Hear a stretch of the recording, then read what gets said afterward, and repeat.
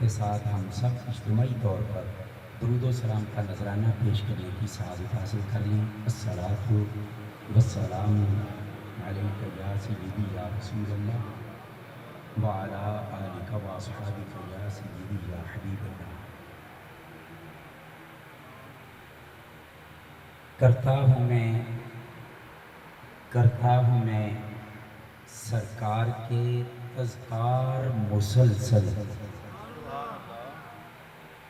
کرتا ہوں میں سرکار کے تذکار مسلسل، کرتے ہیں کرم سید ابرار مسلسل۔ کرتا ہوں میں سرکار کے تذکار مسلسل، کرتے ہیں کرم سید ابرار مسلسل۔ پشتوں سے گدائی کا یہ اعزاز ہے حاصل، پشتوں سے گدائی کا یہ اعزاز ہے حاصل، بچپن سے ہوں واصف سرکار مسلسل، بچپن سے ہوں میں واصف سرکار مسلسل۔ اور بھلا کون وفاؤں کا صلہ دیتا ہے، حضور بطور خاص شعر آپ کی نظر، بھلا کون وفاؤں کا صلہ دیتا ہے ایسے، دنیا آپ نے بھی پھری ہے ہم نے بھی پھری ہے، بھلا کون وفاؤں کا صلہ دیتا ہے ایسے، سرکار کے پہلو میں ہیں دو یار مسلسل، سرکار کے پہلو میں ہیں دو یار مسلسل۔ اور اسلام نے نصرت کے لیے جب بھی پکارا، اسلام نے نصرت کے لیے جب بھی پکارا، صدیق نے سب کچھ دیا ہر بار مسلسل، صدیق نے سب کچھ دیا ہر بار مسلسل۔ اور سر تن سے جدا کر دیا گستاخ نبی کا، سر تن سے جدا کر دیا گستاخ نبی کا، چلتی رہی فاروق کی تلوار، چلتی رہی فاروق کی تلوار مسلسل۔ اور عثمان نے سرکار سے جنت کو خریدا، عثمان نے سرکار سے جنت کو خریدا، راضی رہے ان سے میرے سرکار مسلسل۔ اور اب وہ شعر آ رہا ہے اور وہ نام آ رہا ہے جس کے ساتھ سنی کے اندر کرنٹ پیدا ہو جاتے، جب حیدر کرار نے تلوار اٹھائی، جب حیدر کرار نے تلوار اٹھائی، ہر بار سے فنار ہیں کفار مسلسل، ہر بار سے فنار ہیں کفار مسلسل۔ اور مبہوت ہوئے جاتے ہیں سرکار کے دشمن، مبہوت ہوئے جاتے ہیں سرکار کے دشمن، تڑپاتی ہے حمزہ کی وہ للکار مسلسل، تڑپاتی ہے حمزہ کی وہ للکار مسلسل۔ اور جس جگہ پہ ہو صبح و مساء ذکر محمد، جس جگہ پہ ہو صبح و مساء ذکر محمد، اس گھر کے ہیں روشن در و دیوار مسلسل۔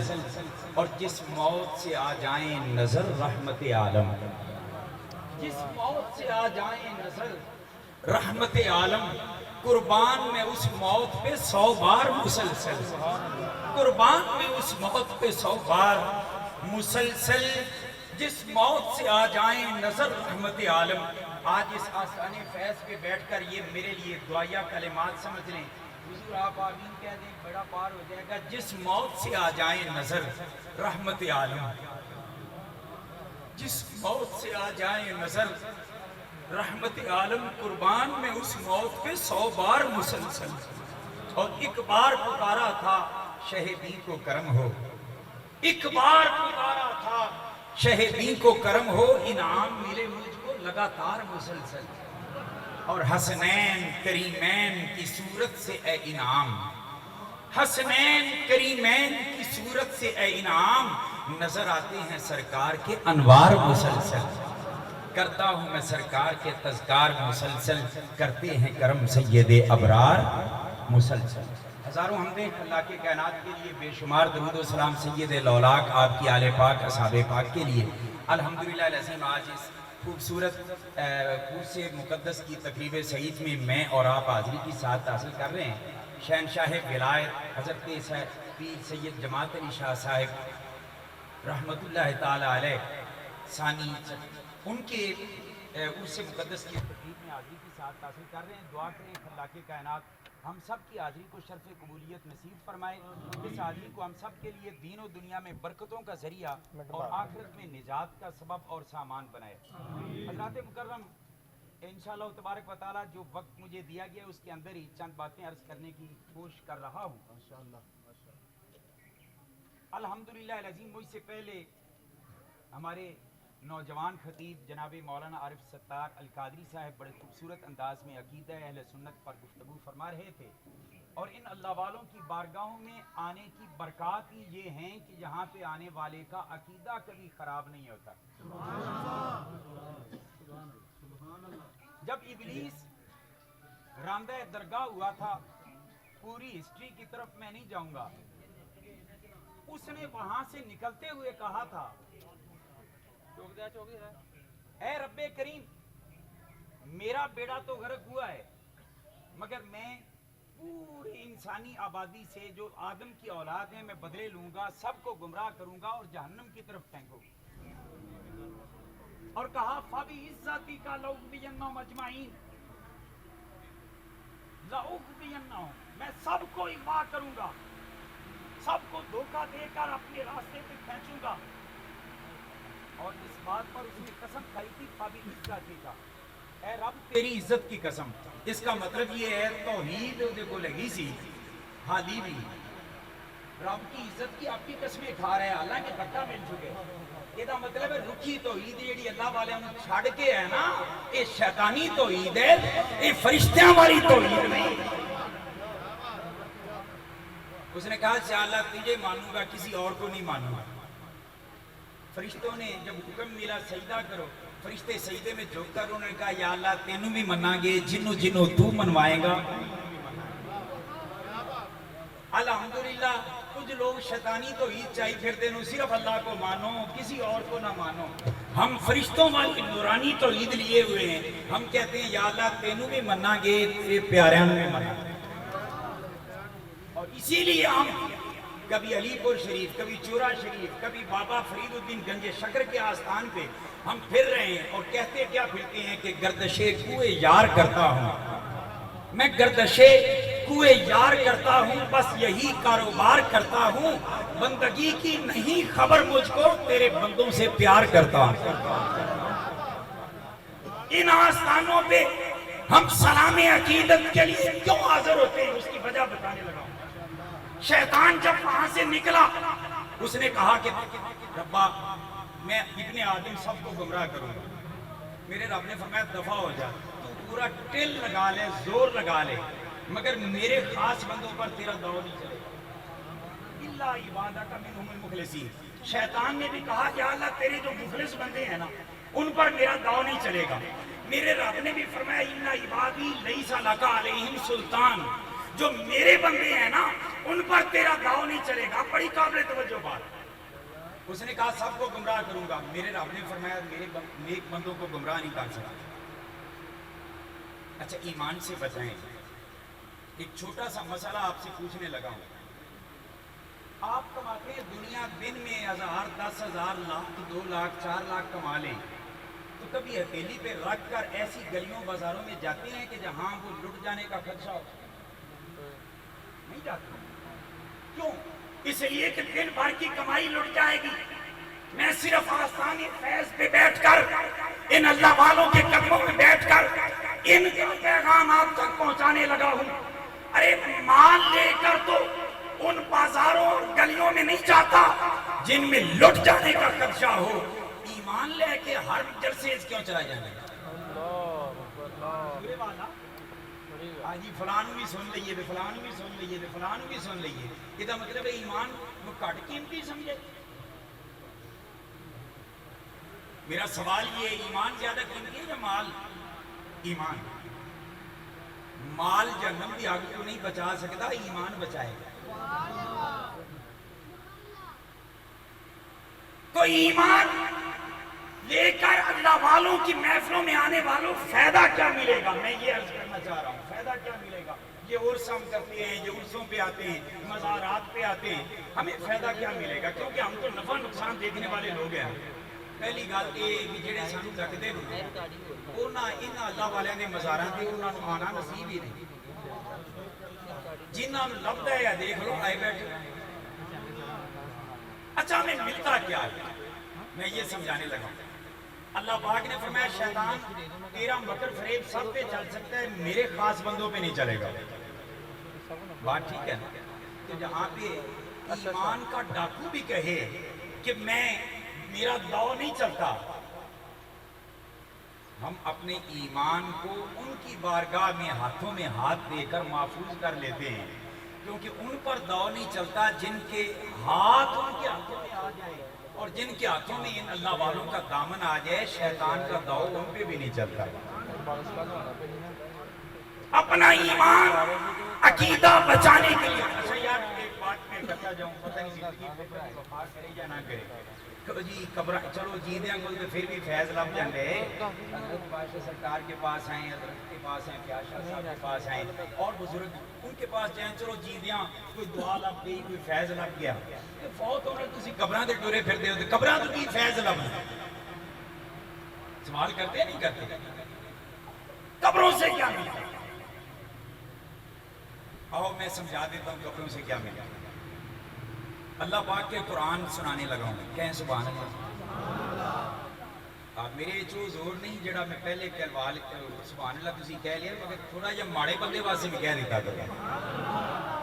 اللہ پاک نے فرمایا سبحان الذی اسری بعبدہ لیلا من المسجد الحرام الی المسجد الاقصی الذی بارکنا حولہ لنریہ من آیاتنا انہ هو السمیع البصیر. اللہ پاک نے فرمایا پاک ہے وہ ذات جس نے سیر کرائی اپنے حبیب مکرم کو رات کے تھوڑے سے حصے میں مسجد حرام سے مسجد اقصی کی طرف، اور مسجد اقصی کا تعارف قرآن کروا رہا ہے یہاں پہ. الذی بارکنا حولہ، جس کے ارد گرد ہم نے برکتیں رکھی. میرا خیال ہے نہیں سمجھے. ایمان سے بتائیں مسجد کے اندر برکتیں ہوتی ہیں کہ نہیں ہوتی؟ میرا رب فرما رہا ہے مسجد اقصی وہ ہے جس کے ارد گرد ہم نے برکتیں رکھی ہیں. یہ ارد گرد کیا ہے مسجد اقصی؟ جب سیرت کا مطالعہ کریں، تاریخ کا مطالعہ کریں تو پتہ چلتا ہے مسجد اقصی کے ارد گرد انبیاء و اولیاء کی قبریں، انبیاء سابقین کی قبریں ہیں. تو پتہ چلا قرآن کی نص سے کہ اللہ والوں کی قبریں اللہ کی برکت کے نزول کی جگہ ہے. مسجد اقصی کے ارد گرد رب نے جو برکتیں رکھی، اس سے نتیجہ یہ نکلا کہ ان آستانوں پہ ہم اس لیے آتے ہیں. آسان کرنے کے لیے مثال دے دوں. حضور میں ایک زرعی ہمارے دوست تھے، ان کی زرعی ادویات کی وہ دکان کی شاپ تھی. میں ان کے پاس ملنے گیا تو ایک کسان آیا. وہ آ کر کہنے لگا کہ چودھری صاحب گندم لگائی ہو جی، جڑی بوٹیاں بڑیاں اگائیاں ہوں، فالتو جڑی بوٹیاں، کوئی دوائی دو، کوئی ایسا سپرے دو کہ وہ جڑی بوٹیاں ماری جائیں. وہ دوائی لینے اندر گیا دکان پہ. میں اس جٹ زمیندار سے بات کرنے لگ گیا. میں نے کہا زمیندار صاحب مینوں ایک مسئلہ دسو. وہ ہس پیا کہنے لگا کہ مسئلہ تو اسی مولویاں کو پوچھنا ہے تو تسی میرے کو. میں کہا یہ تیرے پوچھن والے ہے، اس واسطے تو سے پوچھ رہا ہوں. کہنے لگا جی اچھا چلو مجھے آتا ہوا تو بتا دوں گا. میں نے کہا تیرے متعلق ہے. کہنے لگا کیا؟ میں نے کہا مسئلہ یہ دس ہے کہ جدوں جڑی بوٹیاں تو یہ ختم کرنیاں سن، انہاں نوں مکانا سی، سپرے کر کے ختم کرنا سی، انہاں نوں پہلے ہی پانی نہ دیندا تے نہ یہ ہوندیاں تے نہ یہ سپرے کرنا پیندا تے اج لوڑ پیندی. آپ سمجھ رہے ہیں؟ وہ آگے سے ہنس پڑا. کہنے لگا مولوی صاحب واقعی جن کا کام ہوئے انہوں نے پتا ہوگا. میں کہیں اسی لیے میں نے آپ سے پوچھا. ہنس کے کہنے لگا شفیع صاحب اصل مسئلہ یہ ہے کہ میں ان جڑی بوٹیوں کو پانی نہیں دیتا تھا، میں پانی دیتا تھا گندم جو بوئی تھی نا، گندم کے دانے، ان کو پانی لگاتا تھا. یہ نیچے قدموں میں پڑی رہتی تھی جڑی بوٹیاں سوکھی، ان کا مفت میں کام بنتا رہا. میں نے کہا واہ چودھری صاحب مجھے مسئلہ بتا دیا. کہنے لگا کیا؟ میں نے کہا جس طرح تو گندم کو پانی دیتا تھا، تو گندم کے پودوں کو پانی دیتا تھا، جڑی بوٹیوں کا کام مفت میں بن گیا. میں نے کہا اسی طرح اللہ رحمتیں بھیجتا ہے اپنے ان بندوں کی قبروں پر پاس بیٹھے غلاموں کا مفت میں کام. چند رحمت کے چھینٹے ہمیں بھی مل جاتے. ہے نہیں وہ کول کوئی لئی بیٹھے نو تانوں دین گے سوال کرتے ہیں نہیں کرتے جی وہ اپنے پاس آپ نے دفن کیا تھا جو پاس کوئی خزانہ رکھا تھا وہ کیا دے سکتے ہیں خود خالی ہاتھ لیٹے ہیں میں نے کہا پھر قرآن سنا دوں سبحان اللہ 50 والی نہیں آئی پھر تقریر ختم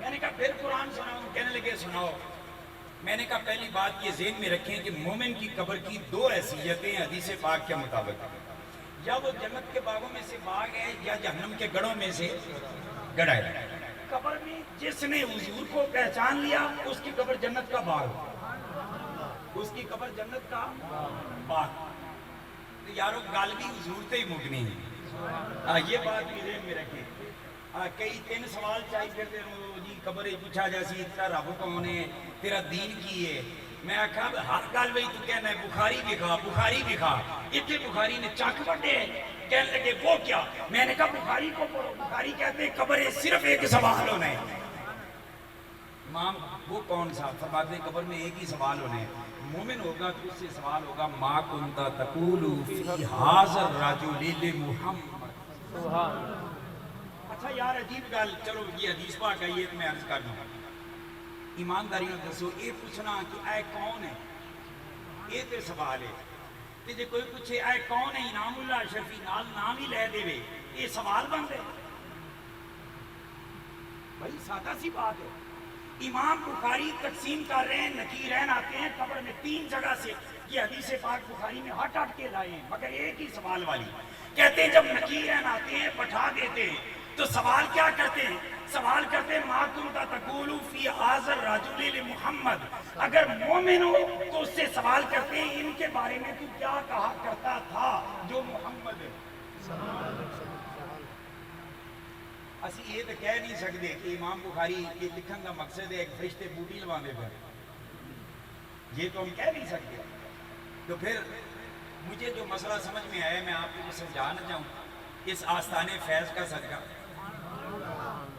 انشاءاللہ ایمان مجد کرے گا شاید پہلی باری زندگی گل سنو فرشتے قبر میں مومن کے پاس جب آتے ہیں تو سوال میں حضور کا نام لیتے ہیں منافق یا کافر کی قبر میں نہیں لیتے آپ یہ امام بخاری ڈیوائیڈ کر رہے ہیں فرماتے ہیں اما المؤمن ما کنت تقول فی ھذا الرجل محمد اما المنافق اب الکافر وہاں پہ کہتے ہیں ما کنت تقول فی ھذا الرجل حضور کا آگے نام نہیں لیتے یہ بخاری ہے اور بے عشق نبی جو پڑھتے ہیں بخاری آتا ہے بخار ان کو نہیں آتی بخاری اچھا مومن کی قبر میں حضور کا نام کیوں لیتے ہیں اس کی 3 وجہیں مجھے سمجھ آئیں اور میرا خیال یہ ہے کہ وقت کے اندر وہی میں بیان کر پاؤں تو بڑی بات ہے حدیث کا ایک طالب علم ہونے کے ناطے پہلی وجہ آپ جانتے ہیں بچے نے پیپر کی اچھی تیاری کی ہوئے نا تو بعض اوقات ہوتا ہے کہ امتحانی سینٹر میں جاتا ہے نا جب وہاں امتحانی کمرے کا روب اس پہ طاری اگر ہو جائے نا تو اس کو آتے سوال بھی بھول جاتے ہیں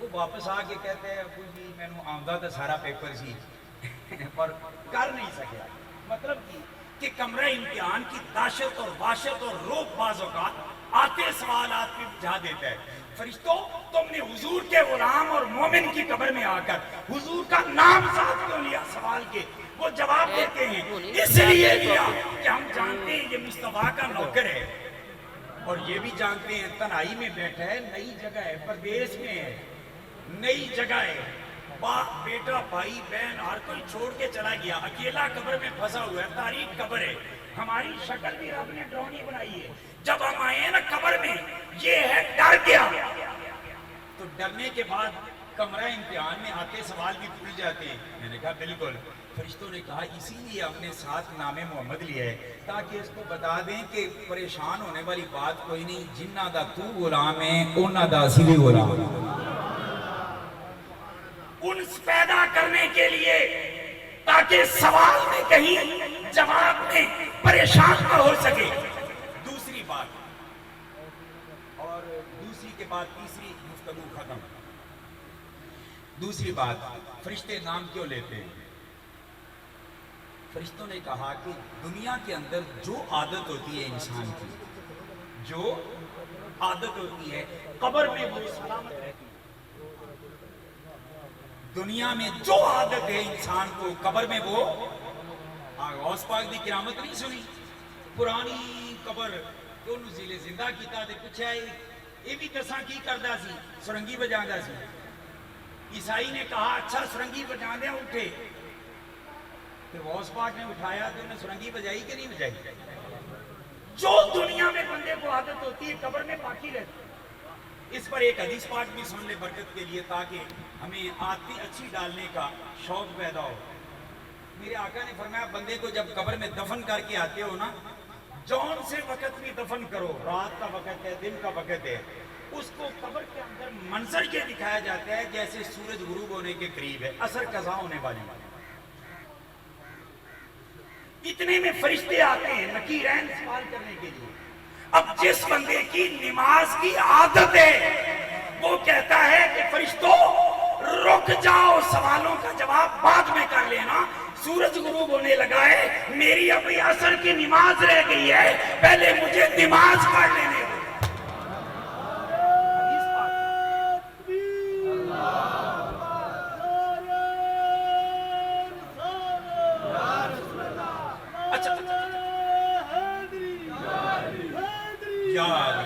اچھا کہتے ہیں کہ یہ نماز پڑھ لینے دو اچھا وہ نماز شروع کرتے ہیں حدیث پاک میں آتے ہیں فرشتے واپس چلے جاتے ہیں وہ آدمی کی دیکھو کی پوچھنا وہ نماز پڑھ کے دس رہے اللہ دا بندہ ہے تو مصطفیٰ دا نوکر تو جو انسان کی دنیا میں عادت ہوتی ہے قبر میں باقی ہوتی ہے میں دوسری وجہ بیان کر رہا ہوں اور اسی پہ مجھے ٹائم ختم ہونے کے قریب ہے میں ختم کرنے لگا ہوں بات 9 منٹ صرف باقی ہیں اچھا فرشتے وہ آ کر حضور کا نام کیوں لیتے ہیں قبر میں یہاں میں تیسری بھی ایک بات سنا دوں کہ جو دنیا میں عادت ہو قبر میں سلامت رہتی ہے ہمارے بزرگوں نے لکھا ہے کہ قبروں میں ایک بڑھی اماں سی وہ دی عادت ایسی جدو دنیا پریشان ہوندی نا یا کدھر تنگ ہوندی یا کوئی ڈر جاندی وہ اکھاں دے ہاتھ رکھ کے نہ اکھاں بند کر کے مدینے دے لاڑے نو بلاندی سی اس کی عادت تھی جب کبھی زندگی میں پریشانی ہوتی نا آنکھوں پہ ہاتھ رکھتی بند کر کے نا کہنی یا رسول اللہ کرم اکھاں کھول دی تو مشکل ختم اچھا وہ اس کی عادت تھی اماں مار گئی فوت ہو گئی قبر میں گئی 2 4 10 دنوں بعد گھر والوں میں سے کسی کو ملی انہوں نے پوچھا اماں قبر ایک حساب کتاب دا سنا فرشتے سوال واسطے آتے انہوں نے آکھا کوئی نہیں آیا میری قبر انہوں نے کہا ماں حدیث پاک میں وہ تو ہر ایک سے سوال جواب ہونے انہوں نے کہا پتر کوئی ہویا ہو بے سوال جواب تے میں تم دسانا ہاں ایک چھوٹا جب واقعہ ہویا ہے وہ میں دس دے بھی میں انہوں نے کہا پتر بھی اماں دس کہنے لگی جدو تسی میں قبرے چھڑ کے تے کلیا میں تے لمحہ پا کے تو تسی واپس آ گیا نا مٹی پا کے تو 2 ڈرونی شکل والے بندے میری قبرے چاہ گئے بیٹا کہنے لگا اماں وہی تو نکیر ہیں اور وہ سوال کرنے کے انہیں آکھا پتر سوال جواب کی گل ہوئی ہوندی تے میں دس دی جو ہے میں تو سن لو وہ ڈرونی شکل والے جو بندے میری قبر میں آئے نا تو میں گئی ڈر تو جب میں ڈر گئی تو تمہیں میری عادت کا تو پتہ ہے نا دنیا میں کہ جب میں ڈرتی جب پریشان ہوتی آنکھوں پہ ہاتھ رکھ کے حضور کو پکارا کرتی تھی بس جب میں ڈر گئی 2 ڈرونی شکل والے بندے آئے میں تھی تنہا قبر میں لیٹی جب ڈر گئی نا تو میں نے آنکھوں پہ ہاتھ رکھ کے پکارا مدینے کے تاجدار کو آنکھیں کھولی وہ گئے اس کے بعد آئے ہی کوئی تو جو دنیا میں عادت ہوتی ہے قبر میں سلامت رہتی ہے ایسے واسطے اسی عادت بنانے بزرگاں دے بازاراں تے آن دے پیراں کول آن دے کہ یہ عادتاں سانوں اوتھے بھی کم دین دے اچھا اب سوال کا کیا تعلق ہے اس سے سنیں اب فرشتے کہتے ہیں ہم مومن کی قبر میں جب جاتے ہیں نا ہمیں پتہ ہوتا ہے یہ مومن ہے ابو داؤد شریف کی روایت میں ہے کہ سوالوں کے بعد وہ کہتے ہیں قد کنا نعلم انک تقول ھذا ہم پہلے سے جانتے تھے تو یہی کہے گا اب مومن کی قبر میں وہ حضور کا نام کیوں لیتے ہیں حضور کا نام اسی لیے لیتے ہیں سنیں یہ محبت کا نقطہ بڑا قابل توجہ ہے وہ کہتے ہیں فرشتے ہم بوٹی نہیں لگوا رہے ہم اس بندے سے 2 سوال کر رہے ہیں حضور کے متعلق 2 کیسے کہنے لگے ایک قولی سوال اور ایک عملی سوال کر رہے ہیں قولی تو ہوا ما کنتا تقول فی ھذا الرجل ان کے بارے میں کیا کہا کرتا تھا عملی سوال کیا ہے وہ کہتے ہیں وہ حضور کا نام وہ حضور کا میں نے کہا اچھا نام لینا تھا اگر حضور کا تو احمد لیتے، کیونکہ آپ آسمانی مخلوق ہیں، فرشتے آسمانی مخلوق ہیں، وہاں پہ آقا کا نام احمد ہے، تو ما کنت تقول فی ھذا الرجل لأحمد کہتے، لمحمد کیوں کہا؟ فرشتے کہتے ہیں اس لیے کہا کہ دنیا میں جو عادت ہوتی ہے قبر میں سلامت رہتے ہیں، ہم نے نام محمد اس لیے قبر میں لیا کہ نام احمد پر دنیا میں رہتے ہوئے انگوٹھے چومنے کا رواج نہیں تھا، انگوٹھے نام محمد پر چوم کر آنکھوں پہ لگائے جاتے تھے، اس لیے یہ نام لیا کہ جو انگوٹھے چوم کی آنکھوں پہ لگائے گا ہم پہچان جائیں گے یہ سچا مصطفیٰ کا نوکر ہے۔ اچھا یار عرس ہم کیوں مناتے ہیں؟ آخری بات اور کلوز، کیونکہ آدھا گھنٹہ میرا مکمل ہو رہا ہے۔ عرس کیوں مناتے ہیں؟ یہ ہم عرسوں پہ آتے ہیں۔ عرس، اس حدیث پاک سے یہ پتہ چل گیا کہ قبر میں حضور کی ملاقات ہوتی ہے، حضور کی ملاقات ہوتی ہے۔ میرا ایک اپنا شعر ہے، چلو وہ سناتا جاؤں اور عرض کرتا جاؤں۔ جب سے سنا ہے، ماشاءاللہ جی ساڑھے خطیب محترم سوسی خطیب بھی تشریف لے آیا ہے۔ میں اپنا ایک شعر میں عرض کر دیتا ہوں یہاں پہ کہ جب سے سنا ہے قبر میں آئیں گے مصطفیٰ، کیونکہ موت کی دعا کرنا جائز نہیں ہے۔ جب سے سنا ہے قبر میں آئیں گے مصطفیٰ، میں نے دعا حیات کی کرنا ہی چھوڑ دی۔ قبر میں حضور سے ملاقات ہوتی ہے نہیں یہ یادگارہ اسلام میں چھدا کوئی تصور نہیں۔ میں کہا کیوں؟ کہنے لگا کوئی تصور نہیں، یہ اور سال بعد کر بیٹھتے ہو، یہ میلاد یہ کرتے ہو، کیا کرنے کی ضرورت؟ میں نے کہا سنیں، عرفات کے میدان میں جبل رحمت کے ارد گرد سال کے بعد جمع ہوتے ہیں نا، ایک مخصوص یادگار کے لیے، حج کے لیے۔ کیوں جمع ہوتے ہیں؟ اس کی وجہ کیا ہے؟ سیدنا آدم علیہ السلام اور سیدہ حوا کا وہاں پہ اکٹھ ہوا، جب زمین پہ اتارے گئے، بابا کہیں ہیں، اماں کہیں ہیں، وہاں پہ اکٹھ ہو گیا، ملاقات ہو گئی۔ آدم علیہ السلام اللہ کے نبی بھی ہیں، سیدہ حوا ولیجہ ہیں۔ ایک ولیجہ اور ایک نبی کی جس جگہ پہ ملاقات ہوئی، میرے رب نے فرمایا اتنے سال بعد اکٹھے ہوئے کرو، حج کا ثواب ملے گا، حج ہوئے گا۔